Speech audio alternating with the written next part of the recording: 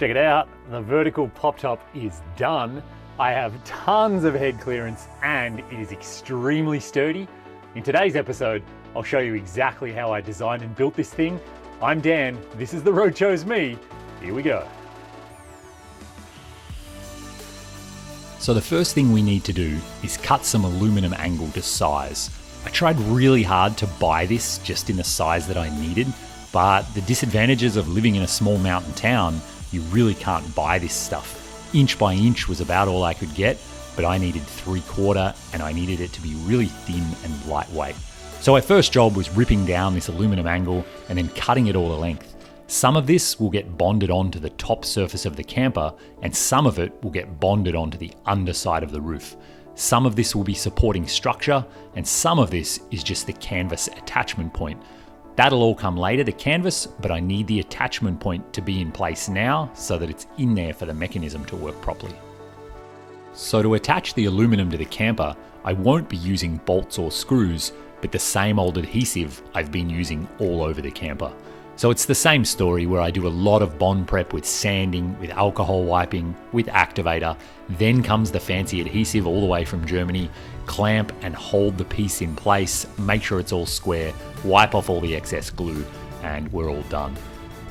This is the biggest bond that I've ever done by myself, and things got a little bit stressful when it was all drying. Maybe I should have done it in 2 halves. And there's a little bit of green tape in places actually in the adhesive that I spent a few days getting out, but overall I'm really happy with how it came out and this will be plenty strong enough for my needs. I'll be using a total of 4 gas struts to help lift the roof, and so I need these stainless steel brackets to actually secure them to the camper shell. And you can see here, this is how the brackets sit, but they're going to interfere with the bulb seal on the roof. They're just a little bit too fat. So my first job is to mark these, trim them, and get them cut down to size so that they'll actually fit where I need them to fit.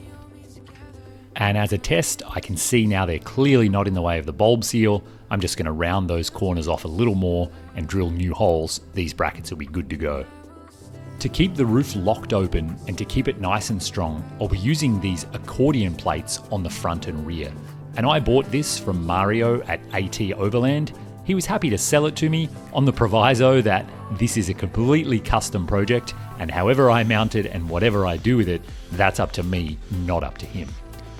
But anyway, to actually secure it to the roof, I'm going to be bolting it to the aluminum that I'll bond to the roof. And so before I bond that aluminum on, I need to drill holes in those aluminum pieces that line up perfectly with the holes that are already in the bifold mechanism.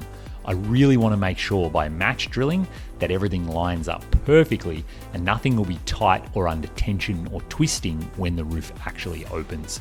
So prepping all the aluminum, and then I go through all those phases again, prep the roof, use the activator, bond all of that down.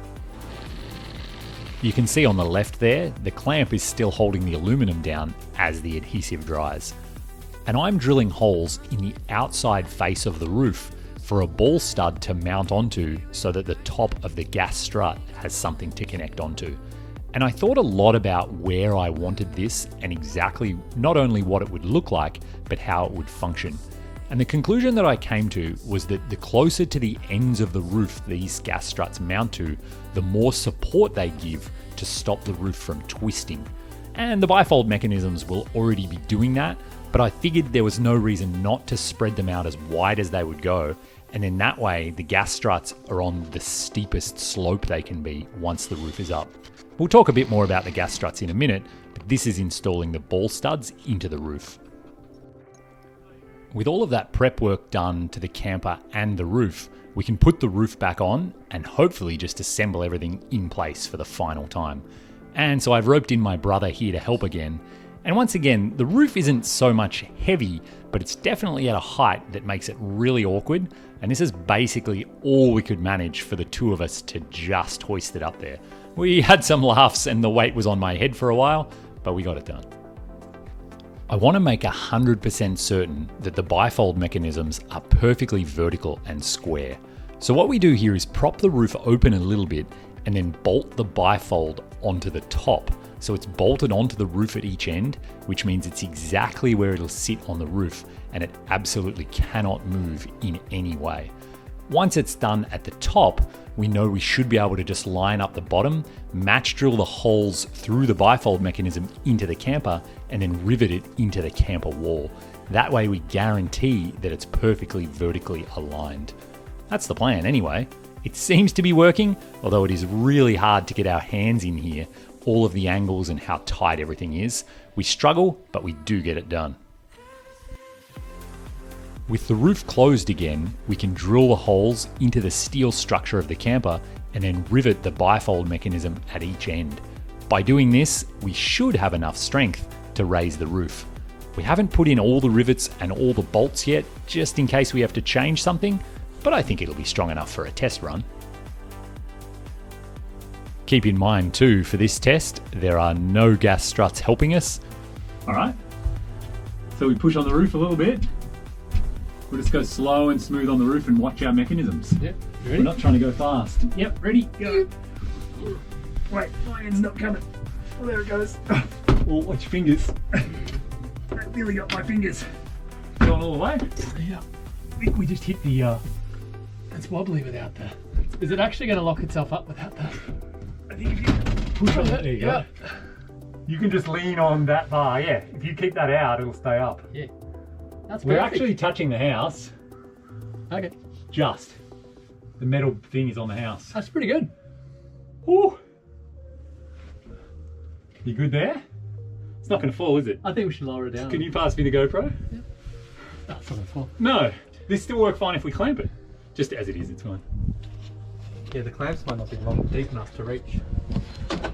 So there we go. First time the roof has come up. We've got my brother Mike here holding this end. And I think it's pretty good. View's good. The view's good, says Mike. We got snow-capped mountains in the background, of course. And actually we're bumping into the house over here, so we might need to drive the Jeep forward. But this is a pretty good test. We've only got one bolt at each end and one rivet at each end. This is just our little test to see if we think all of this is going to work. So far, I think everything's good. The roof's nice and high. It's well above my head height. So we've got like 32 inches of vertical. Yeah, there's Mike. He's 6'1.5". Got plenty of roof height. So we're getting there. They're starting to feel like a thing. Alrighty.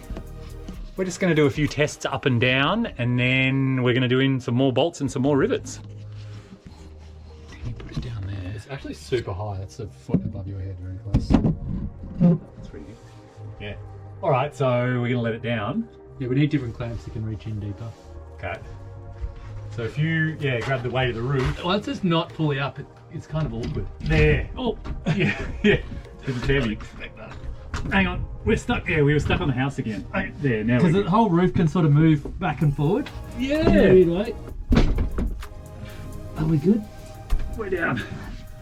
So we drove the Jeep forward and tried to lift it up again, thinking that we would clamp it in place so it would stay up. But once we got it up and it wasn't bumping into the house anymore, we realized the whole thing is really flimsy and really floppy, and there's probably nothing to stop it going all the way forward out over the spare tire and just collapsing. I don't actually know if that's true, but we couldn't think about it and it was really heavy and awkward, and so we pretty soon realized the right thing to do was put it down again and hurry up and mount the gas struts, because that'll fix all of these problems. And originally I thought that I would just have the roof up and then figure out where the bottom of the gas struts land, but we can't do that because we can't keep it up. So we're going to have to figure out where they land using trigonometry. But I should back up a little bit and describe to you using trigonometry how I even figured out which gas struts to use on this project. So come with me as we dust off our engineering degrees and we have a little bit of trig here to calculate the gas strut that we need. This is what we want the finished product to look like, and you can see quickly that each gas strut forms a right angle triangle. Thanks to the bifold mechanism, we know the vertical lift height is 32 inches, and what I need to calculate is what strength and length of gas strut to buy. And so after looking online for a while, I found this website, liftsupportdepot.com. And after adding a few filters, I want them to be black, I want a ball socket, and minimum length has to be more than 32 inches, I start having a good look and you can see there is a huge number of gas struts to choose from. And I thought a lot about this and I decided to make the gas struts as long as I possibly could. That means they'll be on more of an angle when the roof is up, which means more of the force will be pushing out, which should make the whole structure stronger. So if we look here, the longest gas strut they sell is 44 inches. Let's go back and do some trig and see what that results in. Now that we know more of the lengths, we can use c squared equals a squared plus b squared, and flipping that around, we can calculate the horizontal is 30.199 inches. And as a quick sanity check, if we have a look on Lift Support Depot, the minimum length of this gas strut is 24 inches, so we're fine with that, that's not a problem. These seem like they're going to work lengthwise. The next thing we have to figure out is what force or what strength of gas strut to buy. Looking on the website again, they obviously come in many different forces, 20 pounds, 40 pounds, 50, 60, 70, 80, 100, all the way up to 250, actually 300 pounds of force, which is way more than I need. And as a side note, I'm doing all of this imperial just because these measurements are in imperial. It'd be exactly the same if you did it in metric and used newtons instead of pounds. So back to our triangle with all our completed measurements, let's flip this around a little bit and work at it from a different angle. Using the inverse sine function, we can calculate that that angle up there is 43.34 degrees. And what I'm going to do now is flip the triangle upside down and look at this from the other way around. Let's just assume for a second that we want our gas strut to exert 100 pounds of force directly vertically. Then using a bit more trig, we can calculate the length of the hypotenuse or that diagonal side. And when we calculate it out, we see it's 136. So what this means is, to get a hypothetical vertical force of 100 pounds, we had to have a gas strut that is actually 136 pounds. So you can kind of imagine that 36 pounds of the force are actually applying horizontally, not vertically, which makes sense because the strut is not vertical, it's on an angle. So now we have this scale factor of 1.36. So basically, whatever force we want vertically, we just have to multiply that by 1.36, and that will actually be the force of the gas strut that we need to buy. So to calculate the actual force of each gas strut, I start with the weight of my roof, and I'm guessing a little bit here to allow for the weight of the canvas and a few other things. But anyway, the weight of the roof, divide it by 4, that's how much each gas strut needs to supply vertically to be able to lift that roof. So then I want to multiply that by 1.36, and now I get how strong each gas strut is to just lift the roof. I'm going to add a little bit to that so the gas struts really help me lift it, and it turns out that I need to buy 70-pound gas struts, so that's exactly what I did. I bought the 70-pound struts, 44 inches long. And way back at the beginning, we calculated the horizontal distance was 30.2 inches. And we're going to fudge that a little bit. After a lot of back and forward, I decided that when the roof is fully extended, I don't want the gas struts to be fully extended. I think they'll provide a little bit more strength and a little bit more force if they're still compressed a couple of inches and they haven't gone their full stroke. Hopefully it'll also make the gas struts last longer too. So what we actually did is we reran all of those numbers, but instead of the gas struts being 44 inches long, they're only 42 inches long. So they actually stay compressed a little. Then we could work it all backwards and we calculated exactly where this bottom mount point needs to be, and we can go ahead and lock all of those in. We drill holes in the camper, rivet them, and then hit them with our adhesive to make them watertight. Of course, it's easy enough to get one end of the gas strut on, but now we have to compress that 70 pounds of force to get the other end on. Here's how we made out. There we go. Slow and steady. I'm pushing myself off the stool. I think your arm's dragging it.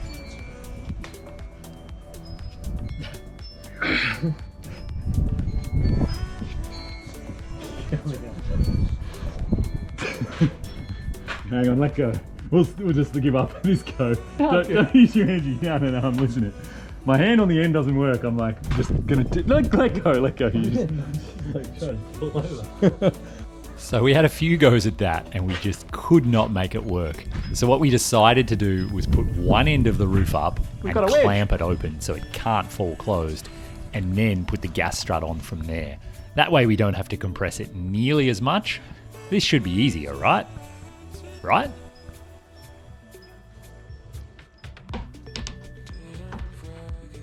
Boom! Slow and steady. That's it. Alright, I'm gonna go get the clip before anything else moves. Yep. So once we had one on and clipped in place, we were feeling pretty good about ourselves, and I thought I'd be able to get this one by myself.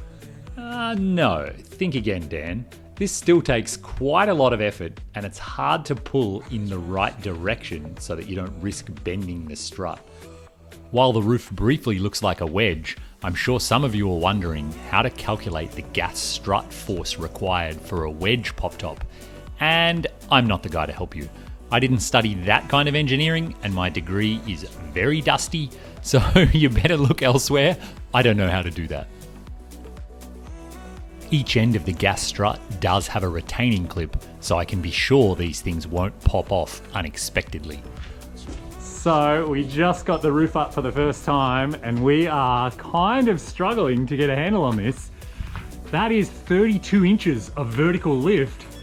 Originally I wanted 36, but I think 36 would have been a lot. This is huge.